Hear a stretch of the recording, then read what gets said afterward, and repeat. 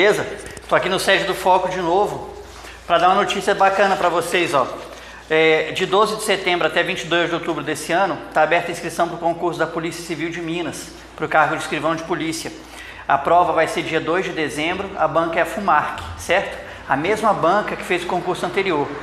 Aí, a pedidos, né, da galera aí do meu canal do YouTube, eu estou gravando aqui, cara, a resolução da prova de Direito Administrativo do concurso passado. A pedido de um colega aí acompanhou o canal, o Marco Antônio, lá de Betim. Marco, brigadão, cara, pelo feedback aí, obrigado por estar acompanhando o canal, certo? Aí, cara, é o seguinte, essa prova, ó, prova tipo A, que eu peguei aqui, ó, da FUMARC, ela caiu 4 questões de Direito Administrativo. A primeira questão que caiu foi a questão de número 21. Como aqui não tem ninguém gravando comigo hoje, né? A câmera está aí no tripé, a gravação está meio diferente, mas eu vou tentar. Essa questão 21 dizia o seguinte, gente, ó. Você dá um pause aí, lê a questão, depois a gente comenta. Ela dizia o seguinte: o chefe da Polícia Civil, por razões estritamente pessoais, com o objetivo de prejudicar determinado perito criminal, determina sua remoção ex officio da capital para a localidade bem distante. Diante da situação apresentada, é correto afirmar que o ato administrativo praticado é... Gente, essa questão aqui, a galera que teve aula aqui comigo no presencial com certeza vai lembrar. Eu já falei, gente, quem está fazendo concurso para a área de segurança pública, abuso de autoridade é tema quase que obrigatório. Então entenda bem isso aqui. Olha só. O abuso de autoridade... Deixa eu pegar uma caneta. O abuso de autoridade, ele comporta 2 tipos. Desvio e excesso, certo? O que é o excesso? Excesso é quando a competência do servidor ela está aqui dentro, ó. O servidor tem competência para agir aqui dentro e ele age aqui fora. Por exemplo, ele tem competência para aplicar uma suspensão de até 30 dias e ele resolve aplicar de 90. Ele foi além da competência dele. Então, nesse caso, o vício foi na competência e o abuso ocorreu por excesso.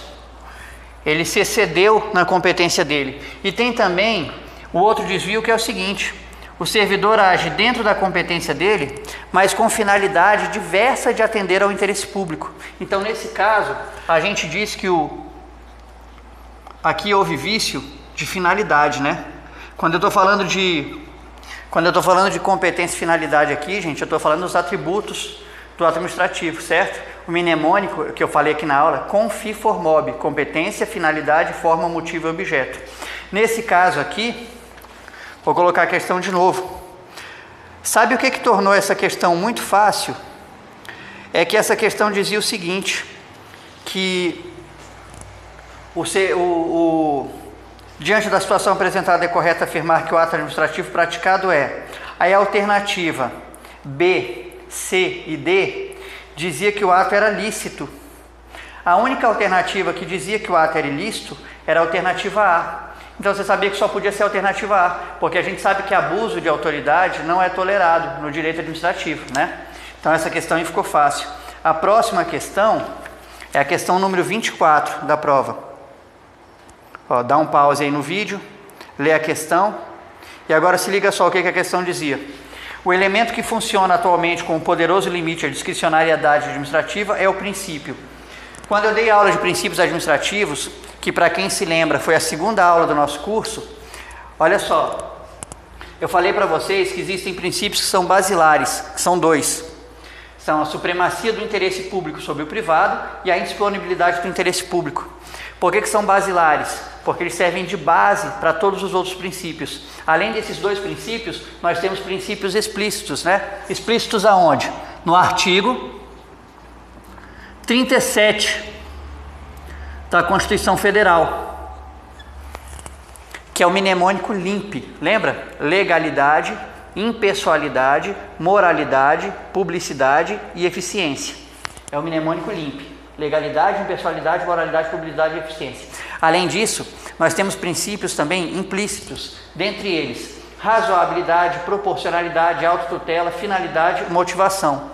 Quando a questão pergunta aqui, o elemento que funciona como poderoso limite à discricionariedade administrativa. A gente lembra que discricionariedade o que é? É quando você faz uma análise de mérito, certo? O que é o mérito do ato administrativo? É quando você analisa oportunidade e conveniência. Lembram? Então, olha só. Ele perguntou o elemento que funciona atualmente como poderoso limite à discricionariedade. É exatamente o da razoabilidade. Quando você, mesmo que você analise oportunidade e conveniência, você não pode deixar de ser razoável nessa análise. Então, no caso aqui, da questão 24, era a alternativa letra C, da razoabilidade. Só que eu coloquei esses aqui dos princípios implícitos, mas a gente sabe que são vários, né? Nesse caso aqui, a resposta correta era da razoabilidade. A próxima questão era também sobre princípios administrativos. Olha como é importante você estudar bem esse tipo de assunto. Olha a questão 25. Dá um pause, lê a questão e agora olha só. Um administrador público, tendo recebido móveis novos para sua unidade, doou por conta própria o mobiliário antigo, ainda em bom estado de conservação, para uma instituição de caridade. É correto afirmar que o princípio da administração transgredido pelo dirigente foi o da... Voltamos aos princípios basilares aqui, ó. Indisponibilidade do interesse público. Por que é o princípio da indisponibilidade? Ainda que assim, o administrador ele recebeu móveis novos, né, e doou os móveis antigos para uma instituição de caridade. O fim dele, a finalidade dele foi nobre até, né, doar para uma instituição de caridade. Porém, por que ele violou o princípio da indisponibilidade? Porque como servidor público, ele não é dono daqueles móveis, ele só é gestor. E ele não pode doar um objeto que ele não é o dono, que ele não dispõe. É justamente isso que trata o princípio da indisponibilidade do interesse público. Por isso que a alternativa correta nesse caso era a alternativa C. Ó, a alternativa C, princípio da indisponibilidade. E a última questão, a de número 30. Veja bem, a questão número 30 fala sobre fontes do direito administrativo. Só que preste atenção que nesse caso ele falou exceto, né? Ou seja, ele falou para você marcar errada. E essa questão aqui tem uma coisa que eu quero chamar a sua atenção. A questão diz o seguinte: sobre fontes do direito é correto o que se afirma, exceto em... Ou seja, ele quer que você marque a errada.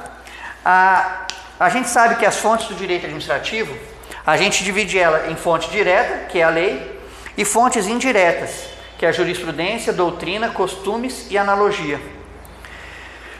Se você reparar ali no quadro, onde está a analogia, eu coloquei um asterisco vermelho. Por que eu coloquei um asterisco vermelho? Porque não são todas as bancas que consideram a analogia como fonte do direito administrativo. Só que nesse caso, a FUMARC considerou. E como o próximo concurso para escrivão da Polícia Civil de Minas, quem vai fazer a FUMARC, já saiba dessa informação. A FUMARC considera a analogia como uma das fontes indiretas do direito administrativo, certo? E essa questão, gente, ele pediu para você marcar a questão errada, certo? Então, olha só, eu vou ler para você, perdão, é o número 30. Eu vou ler para você a alternativa C de casa. Olha o que ele diz. A lei é a única fonte do direito administrativo, posto que contém comandos escritos de comportamento. A gente sabe que a lei, ela não é a única fonte. Ela é a única fonte direta. Mas a gente sabe que a jurisprudência, a doutrina e os costumes também são fontes do direito administrativo. Como a alternativa pediu para você marcar a alternativa errada era essa. Porque a lei não é a única fonte, tem outras, tá certo? Isso aí, pessoal, espero que vocês tenham gostado do vídeo. Se você gostou, comenta aí, compartilha com todo mundo, tá certo? Abração e até a próxima.